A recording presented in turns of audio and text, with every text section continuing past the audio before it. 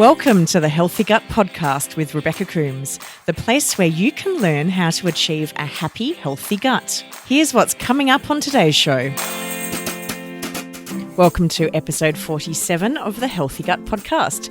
Today I'm joined by pharmacist Cara Little, and we talk about how we can reduce the amount of toxic exposure we are unfortunately exposed to every day.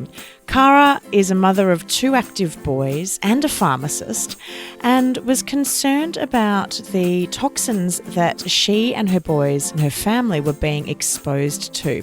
So she developed her own range of eco-friendly and low-tox products, and today we talk a little bit about them and also what we need to look out for when it comes to the products that we use in our homes and also what we use on our skins.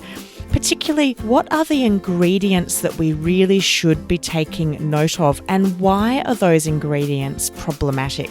I know when I commenced my Sibo journey, I started to become aware of all of the toxins that I was exposed to, and little by little I have swapped them out for less toxic or lower toxic alternatives. I hope you enjoy today's show with Cara Little. Welcome to the Healthy Gut Podcast, Cara Little. It's great to have you on the show today. Oh, thank you, Rebecca. Thanks for having me. My pleasure. Today we're going to be talking about how we can investigate what toxic chemicals we inadvertently have in our home. And you have founded a gorgeous company called Pure Homebody. And I'd love to start off with us talking about why you did that. Yeah, absolutely. So the seed for Pure Homebody probably was planted about 10 years ago. I've been a registered pharmacist now for over 10 years.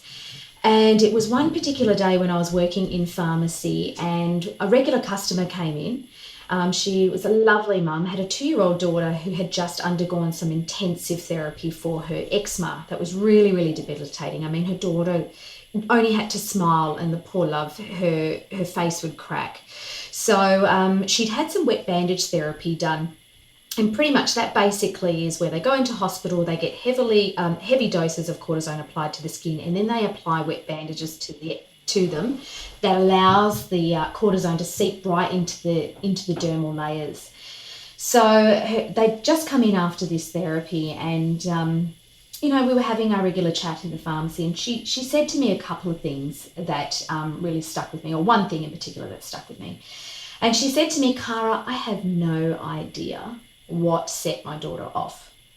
I don't know what it is that causes her to have these massive flare-ups.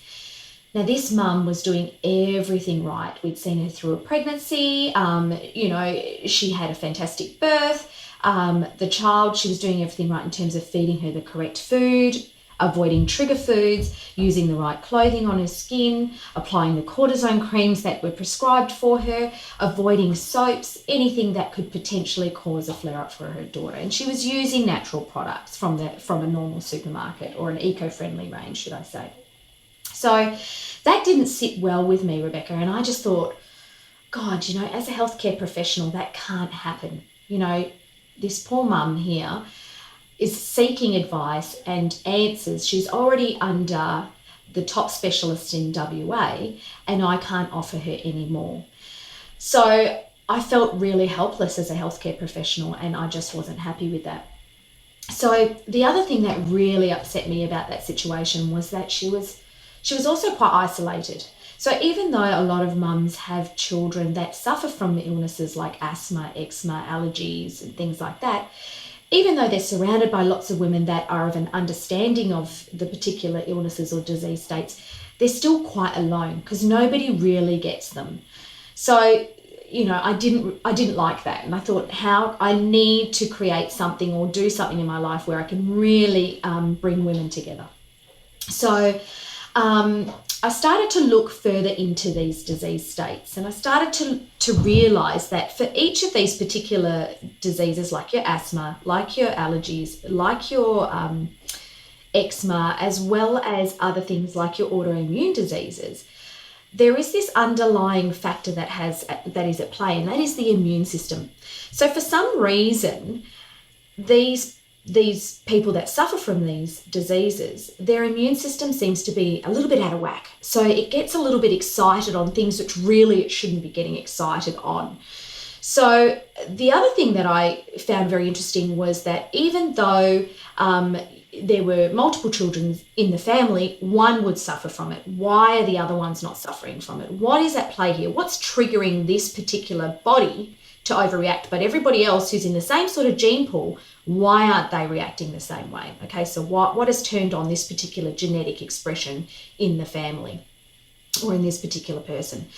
So I started to look further into the immune system, and that actually took me down the path of natural therapies and looking at gut health. So we all know that the gut is very important in our well-being. And one thing that we really need to make sure of, especially when we're younger, is to build a really diverse microbiome in our gut. And the way that we can do that is by exposing ourselves to as many sort of, germs, I suppose, in the beginning. That's the basic way of explaining it. But making sure that we aren't too clean, that we aren't, that we are eating a very, very healthy and wholesome diet, and as well as having probiotics or making sure that we have that bacteria colonizing the bowel, we have to make sure that we look at things like prebiotics, or how can we nourish that bacteria in the bowel.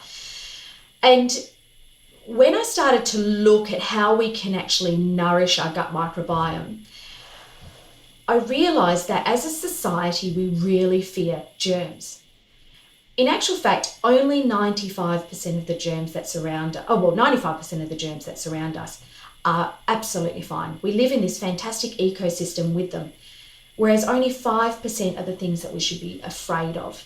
So why is it that when we walk down a supermarket aisle, we see 2 aisles dedicated to cleaning, and we only see, say, half an aisle dedicated to health foods, half an aisle dedicated to teas, So that's where I started to go, okay, maybe as a society we are too clean. And this maybe has a connection with why these children are experiencing an increase in asthma, allergies, eczema. Are we too clean? Are we not allowing our gut microbiome to build up in the right way? And then I started to look at the products that we were using in our home. So I started to look at cleaning products first. What are we using in our home that is causing the problem? When I started to look at the labels on the products, one, they were very, very vague. They had this lack of transparency. They weren't honest with what they were telling us about. They had great marketing. They were only giving us part of the information. So as an exercise, what you can do, Rebecca, is when you walk down the cleaning aisle and have a look at the products, pick up a product and see what are they telling you that's in that product. You might find that they'll only write things like active ingredient, say sodium hypochlorite, 5%.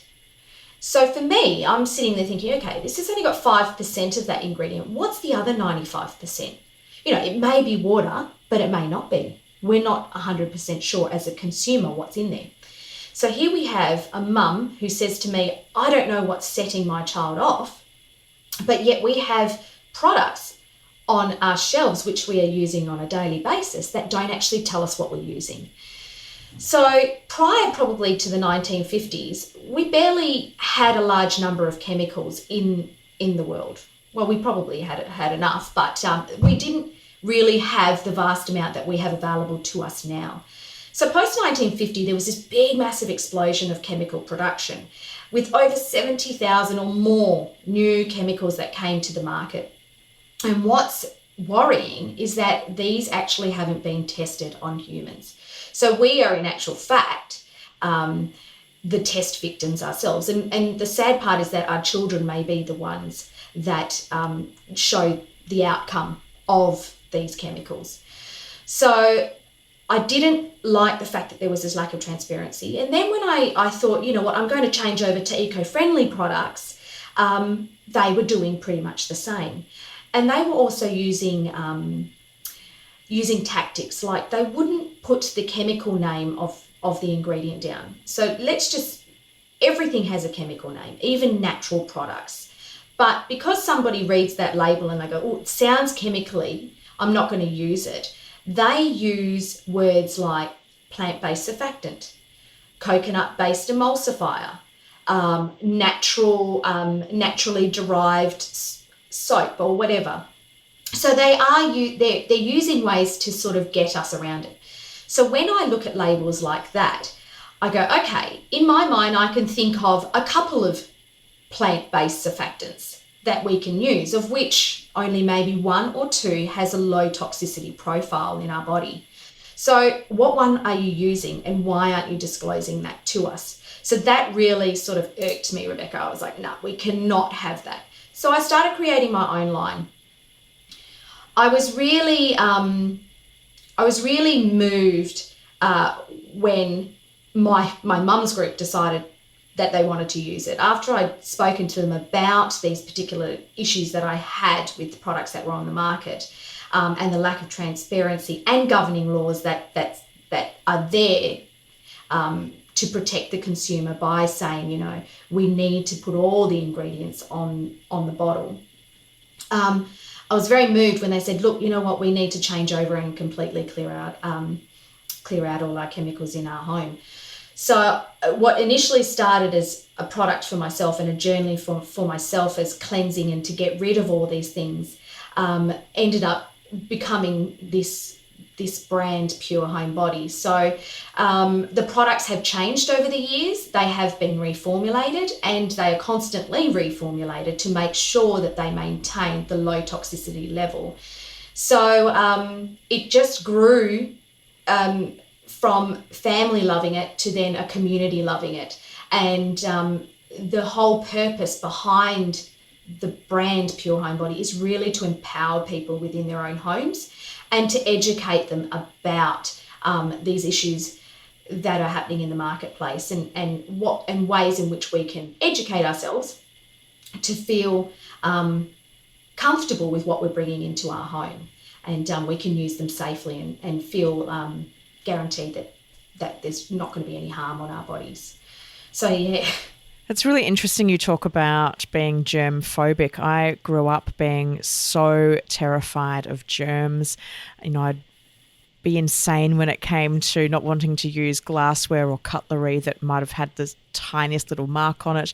If I was at friends' houses, you know, they used to all tease me because I'd go and rewash glasses and cutlery so that I knew that it was clean. And it was the first time I really had to shake myself out of this phobia was when I went backpacking around Europe in my 23 when I first left Australia, and I really had to get over it. Yeah, I could imagine. But it was still there, and it's only been in very recent times that I have started to really think about, that germs aren't the enemy; they're actually really good. And it's very interesting that we have become conditioned to be so fearful of bacteria and germs when in fact we have trillions of them in us. Absolutely. And we would not be alive if it wasn't for all that bacteria. Absolutely. We have this wonderful ecosystem that's inside our body, and when that ecosystem is a little bit out of whack, that does affect our body. It affects obviously our immune system, it affects our mental state, it affects our general well-being. And I'm not saying go out there and eat dirt. That's definitely not what I'm saying. But I'm saying, kids nowadays don't get enough outdoor exposure and get into the dirt as much as they should be getting into the dirt. I think, that's very, very important in help colonizing or getting the body used to being exposed to different bacteria and germs, funguses, and all these other things that, our body just builds the immune system against. A lot of people will hit school, or kids will hit school after not really being exposed too much to things when they're younger, and then they'll get everything. It's a very, very a diverse topic, and nourishing your gut microbiome isn't just about, exposing germs. It's also about what we eat and stress levels and our exercise and things like that. So there's it's quite a holistic approach to gut health. But yeah, for me, it was like, how can I really, really nourish or look at ways in which we can, expose ourselves to germs in a healthy way and in a beautiful, controlled way without putting any pressure on the body in other ways by using chemicals. So yeah. It's interesting as we're chatting, I'm thinking back over my life and I really wonder how much of this was my fear was driven by what was going on in my gut. Because my mum tells a story about how when I was about 18 months old, I went for a play date across the road to neighbours of ours, and our neighbour had a boy who was about 6 months older than me. Mm-hmm. And so I went across and she put us outside in the garden to play, which is a good thing to do with little kids. Yeah. And she put me down on the ground and I put my hand on the grass and I picked it up and I had a leaf on it. And apparently I cried for the rest of the afternoon. And she was like, oh my gosh, is this what having daughters is all about? Whereas her son's out getting covered in dirt. And I was never I played outside, but I really did not like getting dirty. Whereas my sister, who grew up as such a tomboy, she loved getting dirty to the point where I remember, and this really demonstrates the difference between us. I would go inside and cook food for the family for afternoon tea, and my sister would be outside with my dad getting filthy. And this one day she had created a mud bath for herself. She'd stripped off all her clothes other than her underwear, and she had covered herself head to toe in mud and appeared at the back door leaping around. And all I could think at the time, and I still remember this, was, that's disgusting. She's got so much dirt on her. And yet I'm the one that's got the gut problems and my sister doesn't. Yeah. And there I was fastidiously avoiding germs and dirt and outdoors as much as I could, and I wasn't doing myself any favours. Yeah, no, but look, we are a product of our parents, and I know that my mum was very much into the sterilisation. She was like, we've got to use every chemical under the sun to blast this home, rid of any sort of possible germs. She's a nurse by trade, so she's like, we cannot have any germs at all in this house.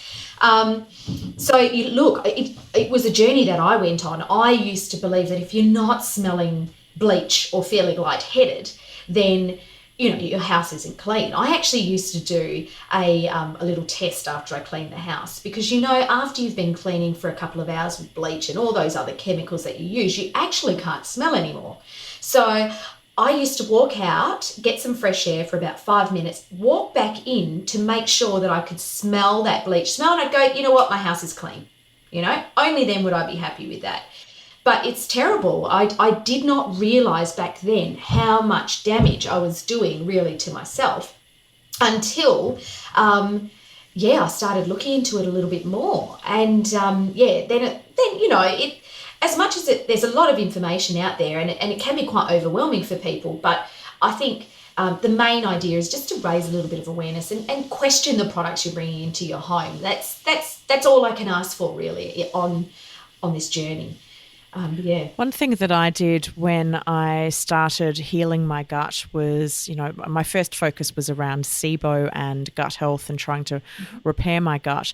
And then as I got further into that journey, and my naturopath and I were looking at my inflammation. Mm-hmm. Yes. And I had quite high inflammation. My immune system was really reacting to a lot of things. Yep. So she and I had a conversation around how it was important for me to calm the inflammation down and let my immune system go back to doing its proper job rather than attacking everything in sight. Absolutely. And that was us looking at foods that my immune system was responding negatively to. Yeah.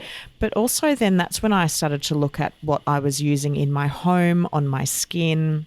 And that's when I think I started to become quite alarmed at, oh my gosh, I am being exposed to thousands of chemicals every day without even realising it. So I'd like to talk about where we can perhaps start when we're looking at the types of things that we could perhaps investigate and look for maybe a lower tox version of it, and whether there are some products that are, they're worse than others or that should be on our hit list first. Oh, absolutely. Yes, I could definitely let you know all about this. So I think the first step when you want to start taking that journey to going low tox, is just to first understand that not all chemicals are bad. So there are ones that are definitely worse than other, exactly like how you said, Rebecca. What ones should we really, really be fearful of? And then there's others that are absolutely okay. So to get an understanding of chemicals it's not an easy thing to do. So it's best to actually look at some resources. Now, the best resource that I like to look at, or there's two actually that you can get online, and that is the Environmental Working Group. That is a fantastic resource for people to go on, plug in any ingredient that they have on their products and find out what the rating is. How toxic is it in the body? And then under there, they actually have some articles that you can read further on.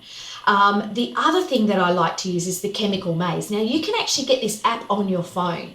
So, and while you're in the shops, you can pick up a product, plug the ingredient in, and it will either come back with, I think it's such an easy system. It's got a smiley face system or a sad face system. So it'll come up with either a really happy green face or a cautionary yellow face or a red, no, don't go near this particular product. So the main reason why I started, besides looking at our immune system, is what actually chemicals do inside our body or what they can be doing.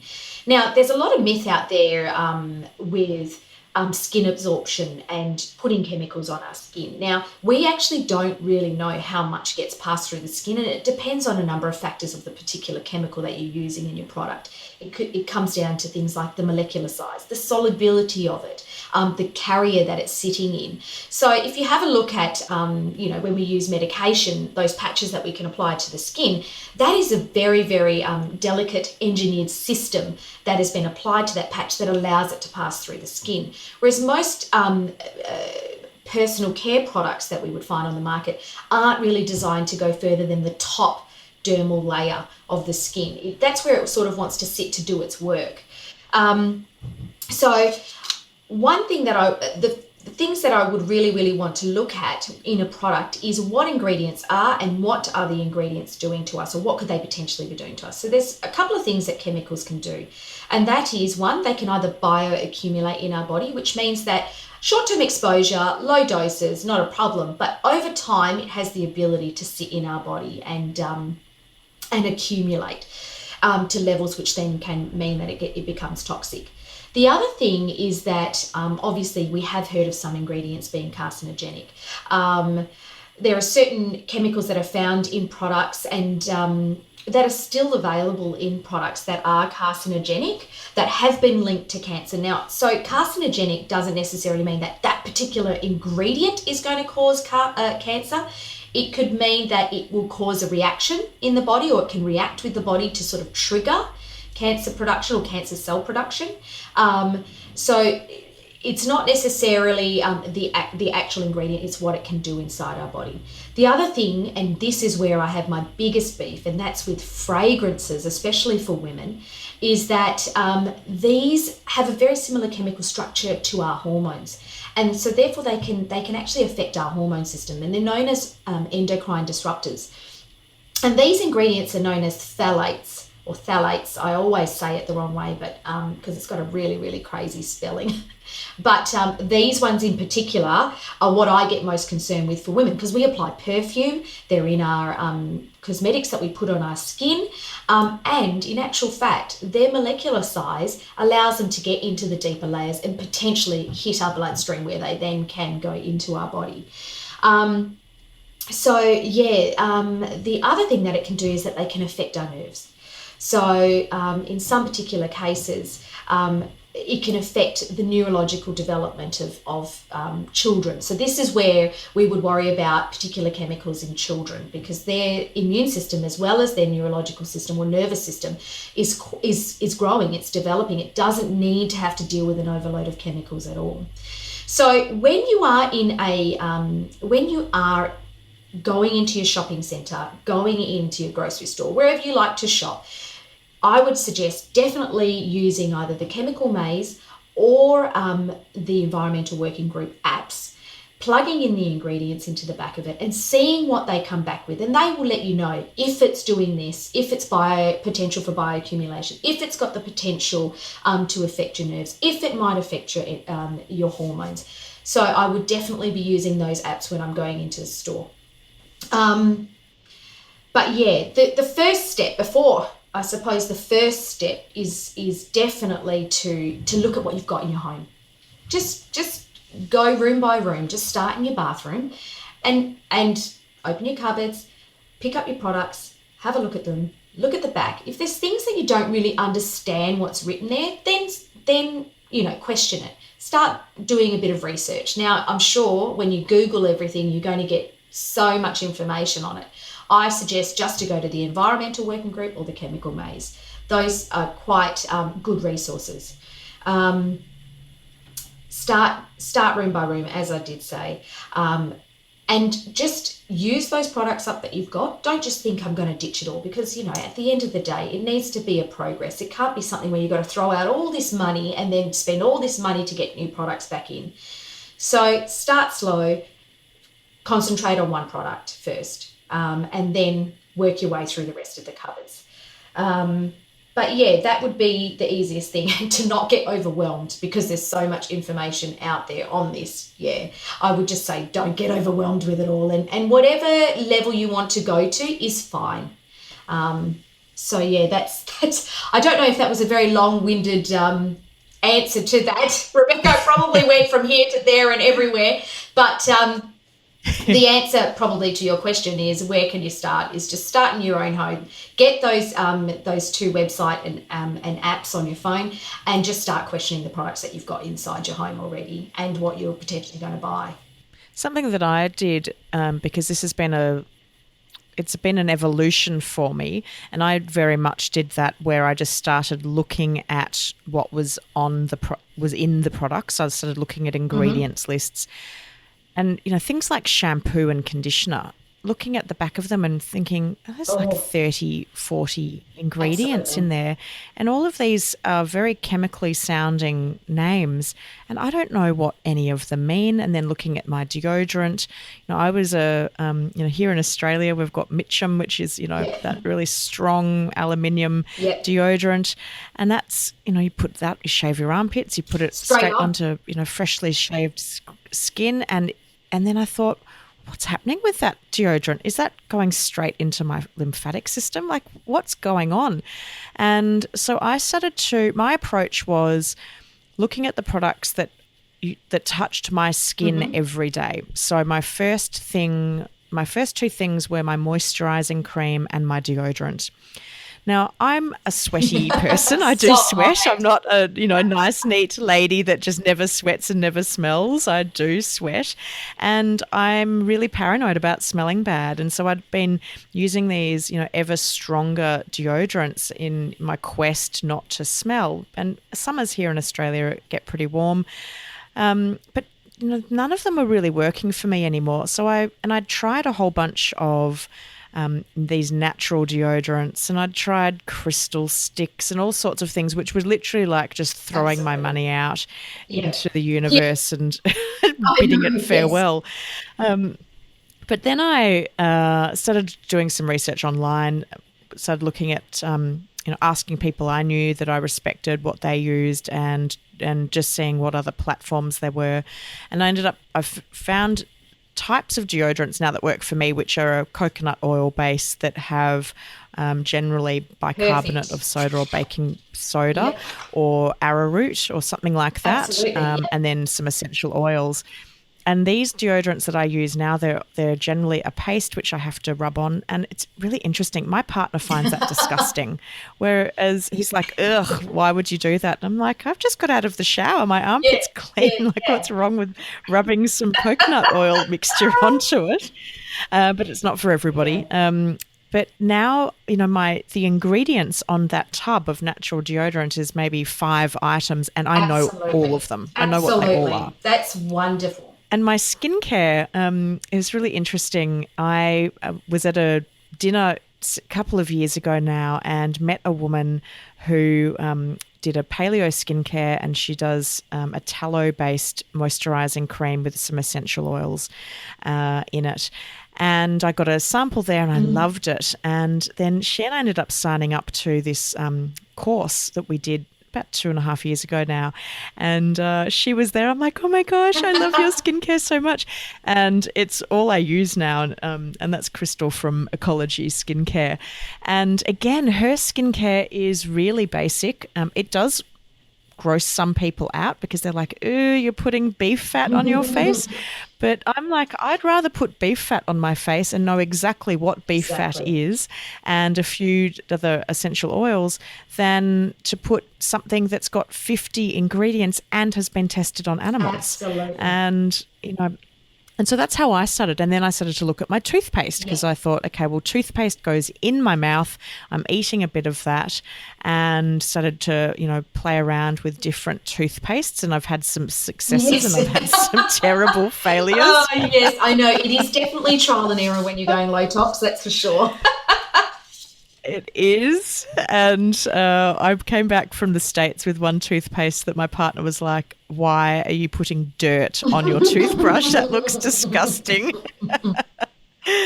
But that was my approach, to start with those things that are immediately on me and then to start looking further afield. So I started to look at my makeup. I started to look at my cleaning products.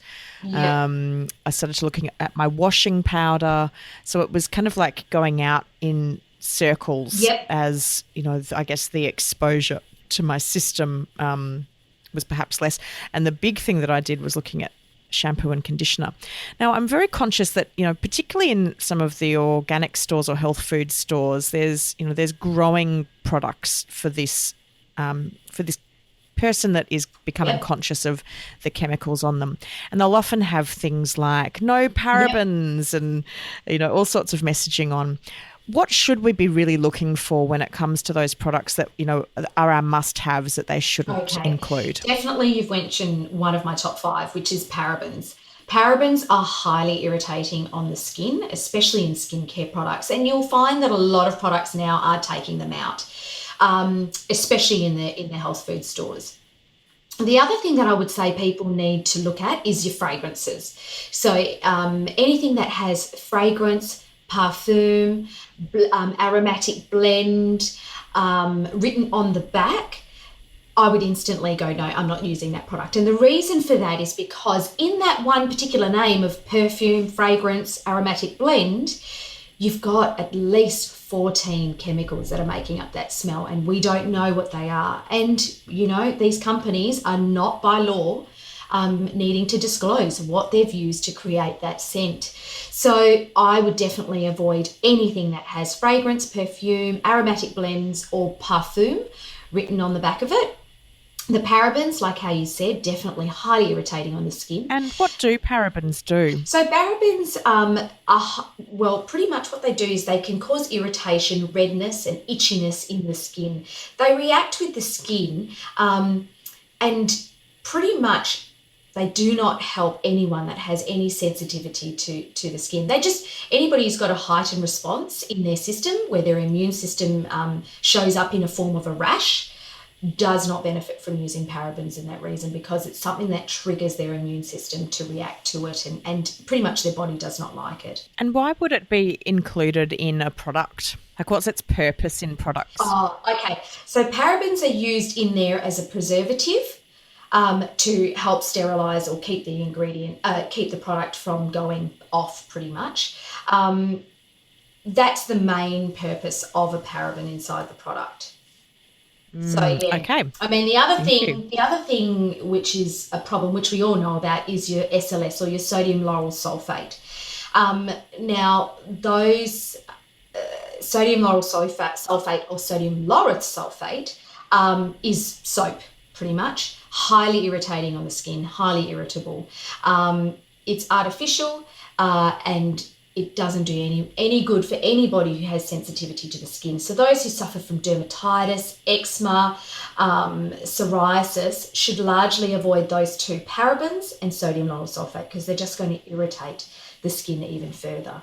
My next thing, as you mentioned, toothpaste, is triclosan. So triclosan is found largely in toothpaste and in antibacterial hand washes as the active antibacterial ingredient.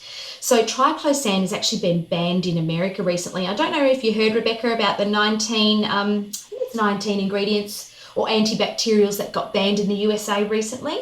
I actually hadn't heard that. Yeah, so I think it happened at the beginning of this year or the end of last year. There was a ban that was passed by the FDA in America that banned 19 antibacterials. So companies over there have 2 years to remove these ingredients from their products. So, and one of them was triclosan, and we use them quite regularly in Australia as our antibacterial inside a number of antibacterial hand washes, which you'll find in your supermarkets, as well as toothpaste. So that would be my big thing to remove. And the reason why they said to remove it is, one, there is actually no evidence saying that it's benefiting us in any way. And the other thing was that all these antibacterials that we are using now in our environment are contributing to the antibiotic resistance that we're seeing growing in the world at the moment. So they're trying to curb the use of antibacterials in products, and unfortunately Australia needs to follow suit, and we're nowhere near following suit there. So that's something that I'm rallying for big time, is to sort of, come up with the world, because Australia tends to be really, really behind when it comes to chemical use inside products, but yet so stringent on other things which should be quite lax. So my fifth ingredient, which I would say definitely remove, is bleach. Now, bleach, everybody uses bleach, and I'm sure half your listeners might be going, oh no, bleach is like the holy grail inside the home. But in actual fact, bleach is not only terrible for us in terms that it's highly irritating on the body. If we inhale it, it's quite toxic. And if we mix it with other household cleaning products like ammonia-based products, it does form a poisonous gas. It does affect our environment as well.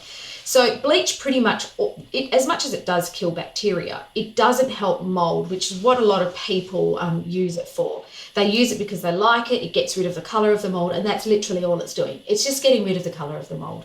So it's not actually killing the source of the problem. And you'll find that mold will only get worse and worse and worse, because in actual fact, it's feeding the mold. It's allowing it's allowing water to get into our shower grouts much quicker, because it makes grout highly permeable. And usually our mold sits behind our tiles. So as we make our grout more permeable to water, water then penetrates and goes to the source of the problem, which is the mold behind the tiles, and keeps feeding it.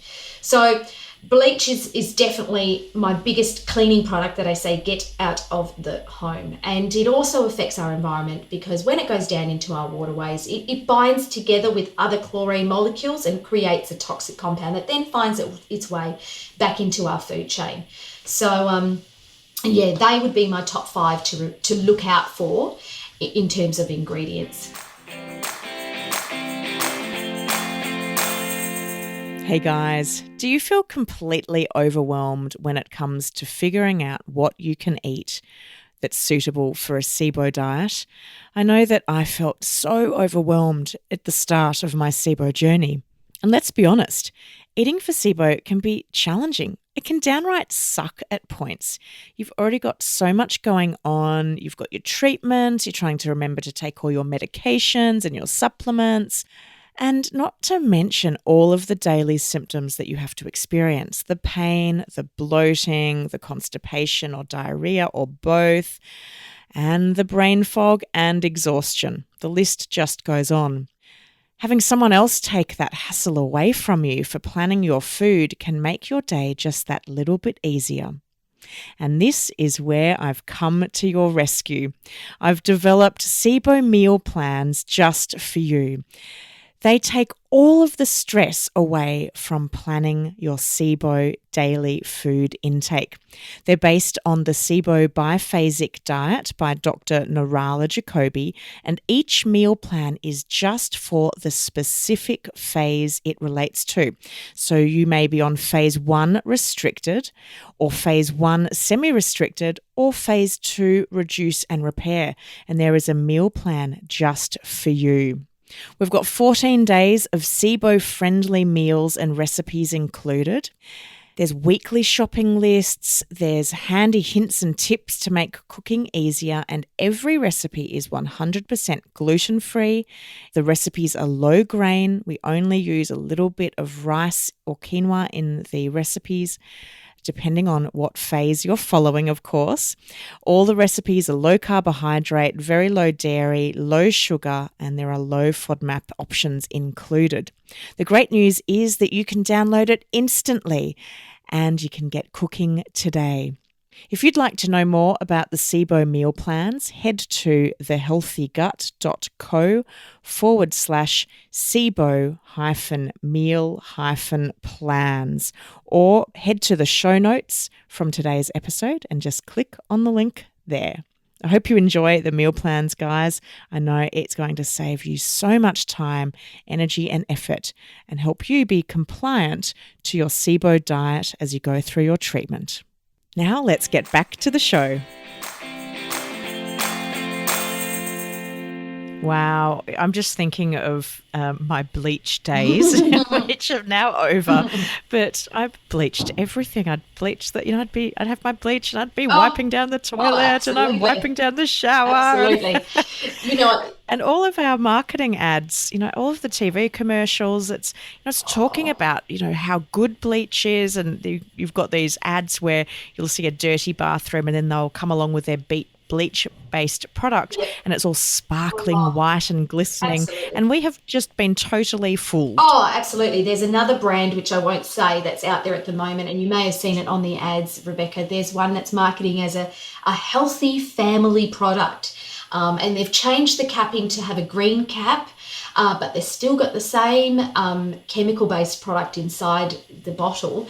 But yeah, they completely market to fool us. And, that's what I get really annoyed with because, I get really beefed by that. But yeah, bleach, don't worry. It's funny. It's funny you talk about that story about bleach because I was exactly the same. I had to bleach everything. And the other day I was at my mother-in-law's house and she was doing the dishes and I was next to her wiping the dishes, and she went and got bleach and put some of the bleach in the water. I said, "What are you doing? What are you putting bleach in there?" And she goes, she's an old Italian. She's like, "Oh, you must put bleach inside the sink because we've cooked eggs." I was like, that's the first I've heard of it. She's like, "Otherwise things have a smell." I'm like, "Why couldn't you just put a little bit of vinegar in the water? It's going to do the same thing." And she's like, "Oh, I never thought of that." But she's like, vinegar. She then proceeds to tell me that, me with my natural ways, she's still old school with loving her alternative chemical-based products. So she's the hardest one I have to convince.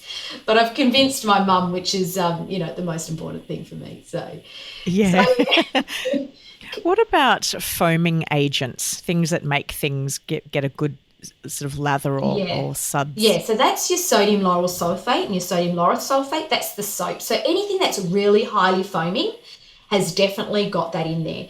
Now, there's another way that they like to put it on the back of the label. They might say ammonia lauryl sulfate, and then they might have another ingredient next to it, sodium something. And what actually that does is that when it combines together, it does form sodium lauryl sulfate. So that's another way that they like to fool you. They'll say, "No, there's no SLS put in here," but when these two ingredients combine, they become that. So anything that's highly foaming definitely has sodium lauryl sulfate in it, or sodium lauryl sulfate in it. Anything that's a plant-based, less toxic, more natural product will not foam much. Even your dishwashing liquids, they will not foam much. The body wash that I do is almost like a gel. It's this very, very soft lather. So that's one key thing that you can definitely look for in a product, Rebecca, and go, yeah, okay, I know that there's some foaming agent in here that might be irritating on my skin and I should probably not use. So yeah. I remember when I started to switch over, it was actually a bit of a psychological shift where things wouldn't soap up or suds up like I'd been used to, and I was like, oh, I don't feel like I'm cleaning properly because Oh, yeah. I don't have the soapiness like I used to. That's exactly right. But in actual fact, soap doesn't kill germs or do anything like that. All it does is it helps dissolve the germ off the surface of something so that it can be washed away. So that's how that's how I found a way to shift sort of my mental state with it, because yeah, I'm the same. It's not soaping enough. It doesn't feel soapy enough for me, so it mustn't be cleaning. But we don't need to actually have the foam in order for it to remove dirt. It's just a matter of dissolving the bacteria or the germs off the surface of the product so that it can be passed through the drain or down, gotten rid of, should I say. What about plastics with and I think about our plastic product packaging, that we might be trying to do something that's a bit better and then it comes in plastic. Yeah, absolutely. I mean, look, I have to admit my products do come in a BPA-free bottle. We were originally in glass, actually. However, when I was cleaning with one of my kids in the shower, I dropped it. And that was enough for me to go, oh, the practicality of a cleaning product inside a glass bottle doesn't suit me as a mum. But absolutely, definitely, if you can go glass, I'm 100% for that. Plasticizers are not good. They're really not good in the home, especially when it comes to food storage. That's where my main concern is. Heating plastics, storing food in it, more so from what it leaches into our food. So it's leaching the plastic into the food, which we then consume. And it may not have an effect on us right now, but over years of doing that, then I think we will definitely see a problem with that. The main concern with plastics is how it impacts the environment. It's terrible. It gets in our waterways, and plastic stays around for so long. It does not biodegrade, and that is where we're going to have a big, big issue. So if you're going to, if you do find a plastic bottle, then try and stick for ones that are BPA free, and ones that have the recycle logo on the back. And that was the one thing that I made sure of with our products when we changed over from the glass to the plastic, or the BPA free, should I say, was that it was able to be recycled. That was the one thing that I definitely wanted to do. Plus, we initiated a refill program so that it meant less impact on the globe from us as well. So people weren't continuously buying more bottles. They were able to refill their bottle over and over again. But yeah, plastics are a concern for the environment, definitely, and we need to start reducing away. In actual fact, did you hear that some of the big chain shops stopped plastic bags in July? Well, I was in the States in July, so I missed all Australian news. So I didn't hear that. Yeah, no. So there's been a fantastic movement by the big chain pharmacies here, supermarkets, should I say. They have actually banned plastic bags, which is great. So they're using them up and phasing them out, and now they're shifting over to their recyclable bags, which is fantastic. It's wonderful, and it's what we need to do. Our poor planet is just sinking under the weight of our waste, and we need to do something about it. And I've become so much more conscious of the waste that I generate since cleaning up my own health. And in a way, I'm really grateful to the fact that my gut became so disordered, because it's really made me cast an eye over everything that I do in my life that not only has an impact positively on me, but it's having a positive impact on the planet, because I look for products that I can recycle, or like you say, refill. Absolutely. I really like it if I can refill something. Yeah. I'm recycling as much as I can. My partner and I have a worm farm, so we put I would say 96 to 8% of our food waste goes to the worms, and because we just can't give them citrus or absolutely. Onion and garlic. Yeah. And we don't use a lot of onion and garlic because of the Sibo. Yeah. and so everything else goes to the worms. And we don't give them meat; they're vegetarian worms. Yes. So bones and things like that, unless I'm using them, I generally try to use them for stock. So we're recycling or trying to get the most value out of our products as we can, Absolutely. every single time. And I just wish that the entire world was thinking about waste like I am, because that would make a big difference to our Absolutely. planet. Absolutely, Rebecca. I couldn't agree more. We're our own worst enemy, really, for the future. And I constantly, having kids, I constantly think of how can I make this place or leave it in a better way so that my future generations can, have a beautiful time on this earth exactly like how I have. So, we're very, very conscious of that in our household as well, and how we can minimise wastage. But yeah, it's hard to change a lot of people's mindset on that. But yeah. It takes time, and it's about just starting somewhere. Oh, I think absolutely. that, you can't, it's overwhelming when you look at everything in your house that you need to Oh, change. So you absolutely. just start somewhere. That's Like it. I just started with my moisturizing cream and my deodorant and toothpaste. And then I moved out to my hair care, Absolutely. and something that I don't know whether you're in a position to talk about this, but something I think about a lot is one of the last areas that I haven't yet changed is my hair dye.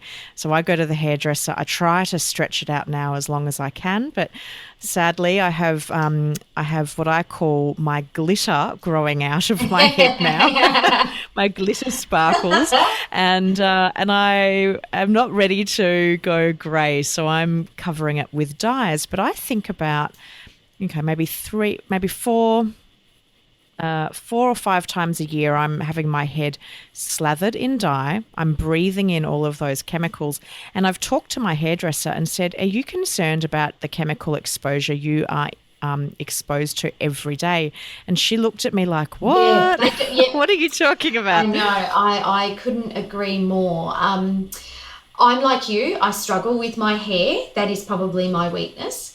However, there are products out there on the market and hairdressing salons that are very, very conscious of these products, which is fantastic. Now, there's some that market themselves as being, organic and natural and things like that. But let's be honest. If you want to dye your hair, or if you want to do straighten your hair and things like that, there are chemicals that are going to need to be used. In those particular cases, what I would say to people is question your hairdresser about what they're using and look for alternatives that can give you the same effect that aren't as toxic. You're not going to completely eliminate the toxicity from the product, but look at something that's going to be. And the problem with the scalp is because our skin is very thin on our scalp, it's quite a highly absorbable place. There's a product on the market that pregnant women have to be careful using because they can absorb enough, which can go to toxic levels. So it is an area where we need to be concerned, especially for pregnant women. However, I know it's quite difficult to find the result that you want to have with a natural based product. However, I do know that there are definitely less toxic products and hairdressing salons that are out there. You've just got to find it in your local area. And I know for sure that there's definitely a number of online stores that stock ranges that are less toxic for you. And there's some home dyes which I know are a bit more henna based as opposed to chemical based. Haven't used them myself, but I have got a girlfriend who's got a hairdressing salon who's big on using natural pigments in the products. So something I can definitely ask her about. She may give me a better understanding of it. But like you, she went on a big journey because she suffered terribly from eczema on her skin, and she actually, there's a bit of a stress mediation that's involved with her, so whenever she's stressed it really, really flares up. But she went on a big journey to go, I've got to look at what's happening inside me, and she's been a hairdresser for now over 25 years, and she started to realize, I'm using these things around me every day, and I need to be aware of the products that I'm putting my hands in, that I'm putting on my customers' hair.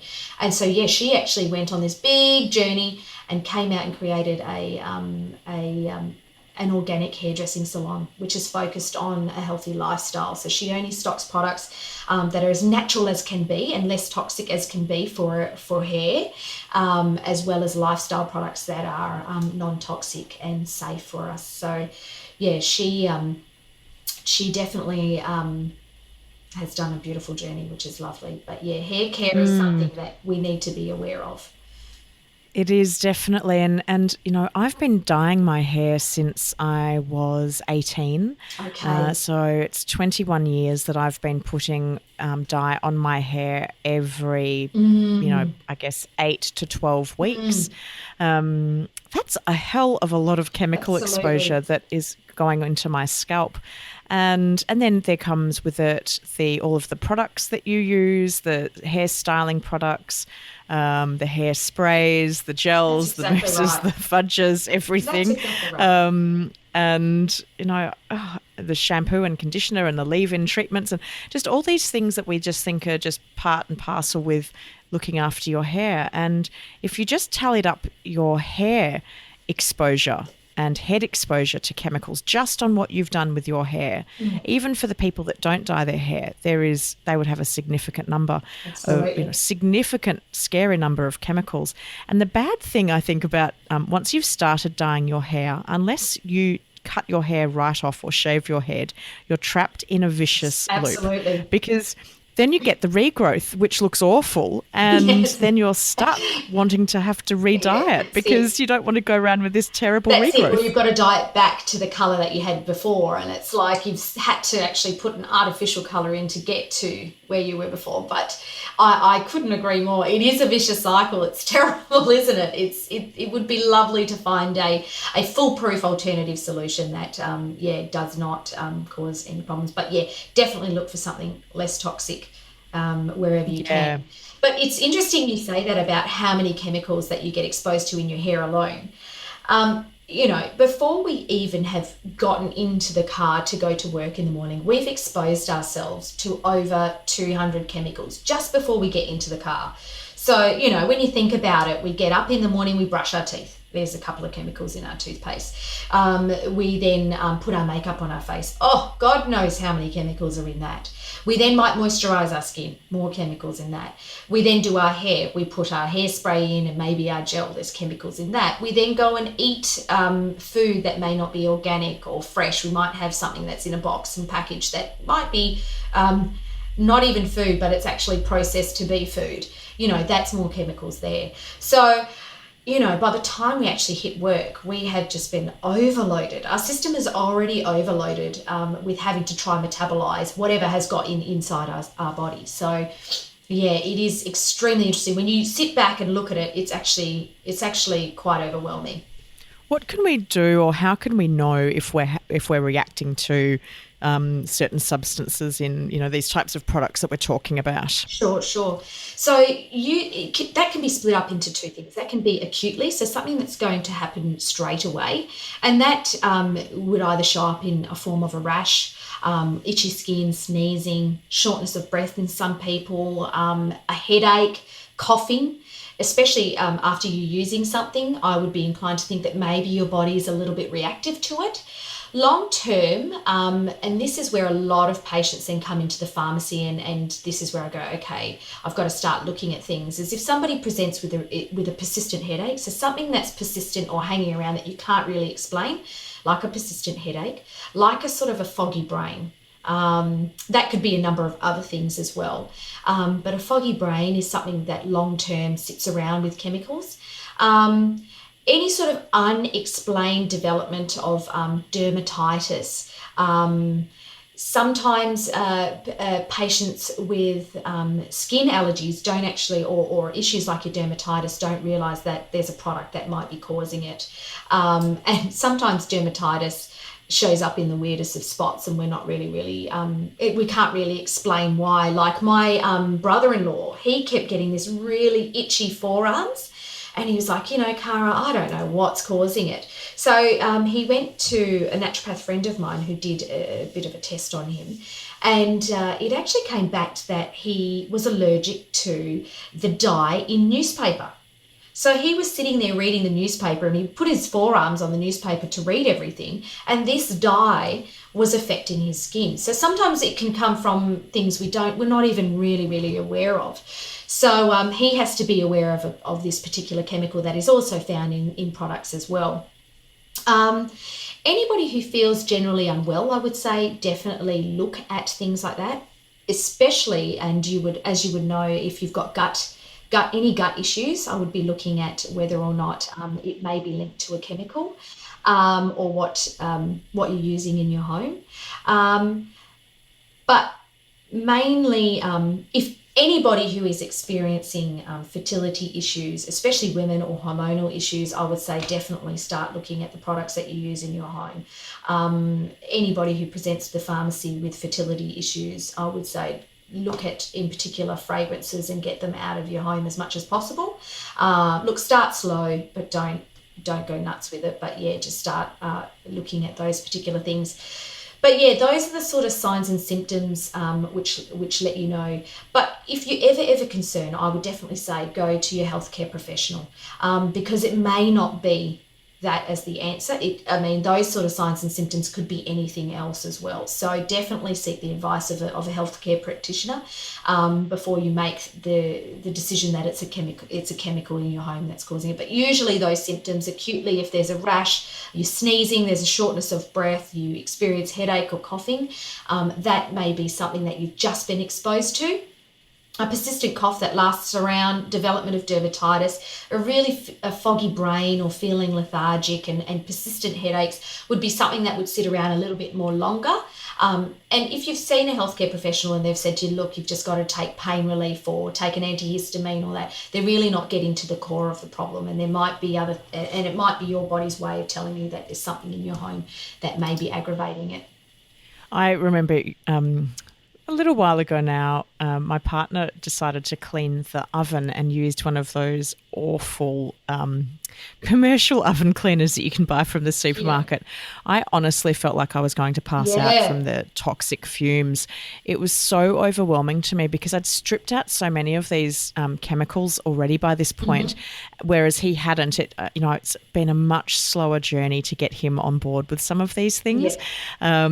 And oh my gosh, it was overwhelming. And I had that shortness of breath. I felt really lightheaded. I had a headache.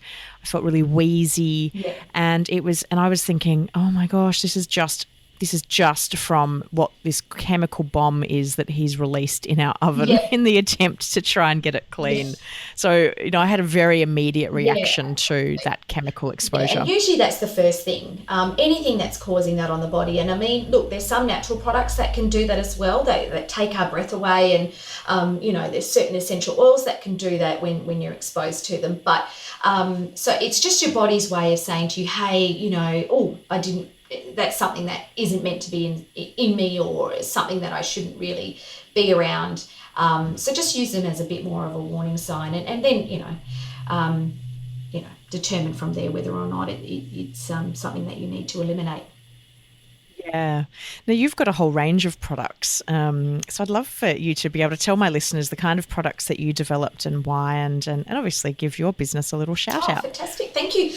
So I have developed a line, a home line and a body line. So I like less is best in my home. And so the range that I developed can be used across multiple areas in the home. So in particular, the cleaning products. I developed a multi-purpose spray that uses citrus essential oils as well as vinegar to help clean surface areas. So they're just designed to swap out your normal everyday bench spray general cleaner that you would use in your home. And I've designed it so it can be streak free. So you can use it on your glass, you can use it on your bench top, you can use it on anywhere doing any general dusting. Your stove tops, in your stove, in your fridge, and it contains edible oils, so it's okay to be used around food. Then I developed a disinfectant surface spray, and that's designed more for your high germ areas. So in that we use a blend of eucalyptus, lavender and tea tree oil, as well as the power of vinegar to help clean the area. And that's great for your bathrooms, your toilets, your sinks, even exercise equipment, smelly shoes, those sort of things. And you can also put a little bit of that solution into a bucket of hot water to mop your floor as well. So that one is designed also to be used in multiple areas in the home.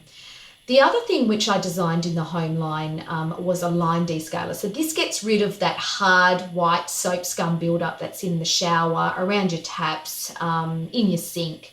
I've got some ladies that use it in their kettle, in their dishwasher and things like that. And I found that, that was probably the hardest thing for me to do, because, a lot of people would go, natural won't work for that. Natural won't get rid of that soap scum. No way, that's been built up for years. It's not going to get rid of that. I use these hard, powerful foams that I put on it, and then that's the only way I can get rid of it. And even that, it doesn't really get rid of everything. Well, those products aren't really designed for that. And this product here uses citric acid as the active ingredient, and it literally dissolves the soap scum in front of your eyes. It's been formulated in a liquid, like a liquid gel, and the reason for that is because citric acid itself can be irritating on the lining of your lungs. So if you were to spray it, it would give you a cough, but applying it on a cloth is absolutely fine. So that one there is the liquid gel that can be applied straight to the surface or diluted into a bottle and just sprayed regularly in your shower to prevent that build-up from happening on your shower screens and around your taps and things like that. I also have a room spritzer. The room spritzer is one of the top selling products. It's inspired by my love of yoga. It's this beautiful floral zen sort of smell, and it can be used as a room spritzer, a garment spritzer, a light perfume, as well as a yoga mat spray. So it's quite versatile as well. I have a lot of young ladies that like to use it as a perfume because it's non-toxic and it can be sprayed on them without the issues of fragrances and things like that. So that's my home line, but we're actually about to release a dishwashing liquid and a laundry detergent, which are all low in toxicity and uses plant-based ingredients as well. So that's coming out in September. Then we've got our body line, which is very, very simple because, yes, you know what? Most of the stuff that you can use on your body, you can find in your pantry. And I'm a big advocate for creating products of your own if you can. So I only developed a body wash because that's something that people like to feel comfortable using in their shower, and that's a coconut-based body wash. And we only lightly scent that with essential oils because essential oils can also be a little bit irritating on the skin. So we've only used citruses in that, and very, very lightly because they help slough off dead skin. Then we've got a hand wash where we use lemon myrtle oil as the antibacterial in it, and that's created using coconut oil, avocado oil, sunflower oil, and olive oil. We actually make our own liquid castor soap here, and we put that into the formulation. And then we have a cream. So we developed a cream because I kept getting hounded for a non-toxic cream. So I thought, okay, I'll bring this out because everybody's asking me for it. And I designed it so it can go on the face, hand and body because, once again, multiple uses, one product for everything. And that is, I like to call it wellness in a bottle because it's got vitamin E, it's got vitamin B, it's got this beautiful ingredient called Japanese knotweed, which is high in resveratrol, which is found in red wine and a powerful antioxidant. It's got argan oil, it's got oatmeal in it. It's very, very soothing on the skin, and it's a very, very fresh smell of grapefruit that we've put in it, as well as vanilla and patchouli and ylang ylang. So it's a beautiful, soft, light cream that can be applied all over the body. That's Yeah, wonderful. yeah. It's a Sorry. diverse range of Yeah, products that you've got. yeah, And what I like about it is I really like your ethos of less is more. So trying to create products that have multiple uses. It saves space, yep, it saves yep. packaging, and it's just really marketers, good old marketers, of which I am one originally from my original career.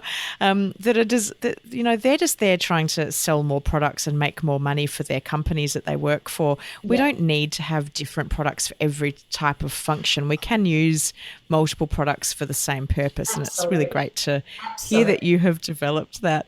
Yeah. Cara, if anybody would like to connect with you or obviously find out more about these products, how's the best way for them to connect? Yeah, absolutely. They can connect. Well, we've got a website, and that's www.purehomebody.com.au. They can connect with us through our website or on our social media platforms, which we're just known as Pure Home Body on Facebook, if you type that into the search bar.